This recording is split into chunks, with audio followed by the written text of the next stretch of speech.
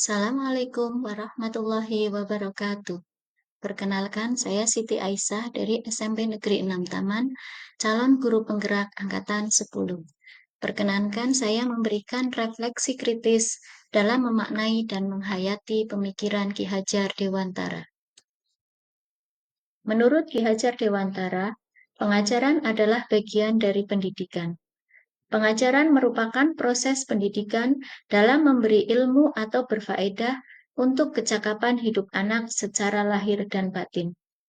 Sedangkan pendidikan memberikan tuntunan terhadap segala kekuatan kodrat yang dimiliki anak agar ia mampu mencapai keselamatan dan kebahagiaan yang setinggi-tingginya, baik sebagai manusia maupun sebagai masyarakat.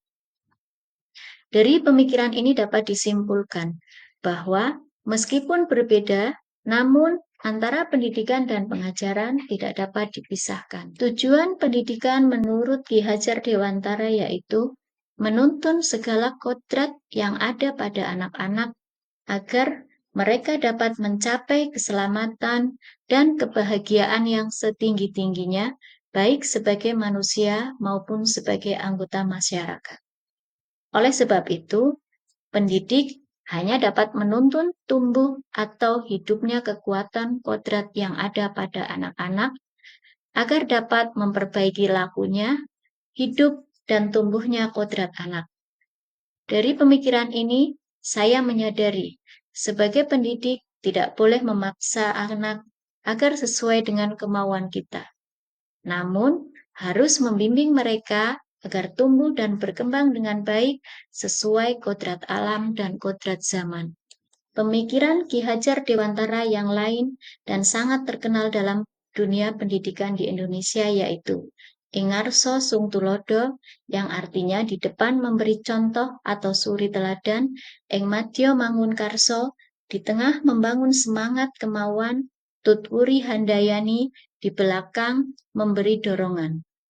Trilogi pendidikan ini menjadi pengingat bagi saya bahwa sebagai seorang guru harus bisa memberi contoh atau teladan yang baik bagi murid, selalu memberi semangat dan motivasi, serta mendorong murid agar mampu berkembang dengan baik. Berkaitan dengan budi pekerti, Ki Hajar Dewantara menjelaskan bahwa budi pekerti atau watak atau karakter merupakan perpaduan antara gerak pikiran, perasaan, dan kehendak atau kemauan sehingga menimbulkan tenaga. Budi pekerti melatih anak untuk memiliki kesadaran diri yang utuh, untuk menjadi dirinya atau kemerdekaan diri dan kemerdekaan orang lain. Ki Hajar Dewantara juga menjelaskan bahwa keluarga menjadi tempat yang utama dan paling baik untuk melatih pendidikan sosial dan karakter bagi seorang anak. Dengan demikian, keluarga merupakan tempat sosialisasi yang pertama dan yang paling utama bagi anak. Pemikiran Ki Hajar Dewantara juga sangat relevan dengan tujuan pendidikan nasional kita, yaitu untuk mengembangkan potensi peserta didik agar menjadi manusia yang beriman dan bertakwa kepada Tuhan Yang Maha Esa, berakhlak mulia, sehat, berilmu, cakap, kreatif, mandiri, dan menjadi warga negara yang demokratis serta bertanggung jawab. Pemikiran Ki Hajar Dewantara juga relevan dengan visi sekolah saya, yaitu terwujudnya pelajar Pancasila yang jujur, amanah, religius, dan aktif, serta berwawasan bahari. Sebagai seorang guru, tentunya saya berusaha untuk mengamalkan pemikiran Ki Hajar Dewantara. Namun, setelah saya merefleksikan diri, ternyata banyak hal-hal kurang tepat yang saya lakukan dalam membimbing anak-anak selama ini.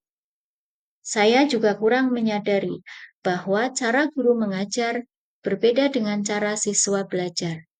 Saya belum mampu membuat murid saya untuk benar-benar belajar dan merdeka dalam belajar.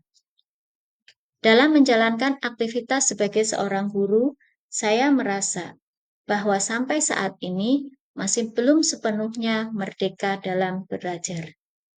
Harapan saya sebagai pendidik setelah mempelajari modul 1.1 ini adalah dapat memahami pemikiran filosofi Ki Hajar Dewantara secara komprehensif, sehingga dapat menerapkannya dalam menjalankan tugas sebagai seorang guru. Dengan mempelajari modul ini, saya berharap dapat mengimplementasikan metode Among dalam pembelajaran sehingga dapat menuntun peserta didik sesuai dengan kodrat diri, peserta didik senang dan termotivasi dalam belajar, serta menciptakan suasana merdeka belajar.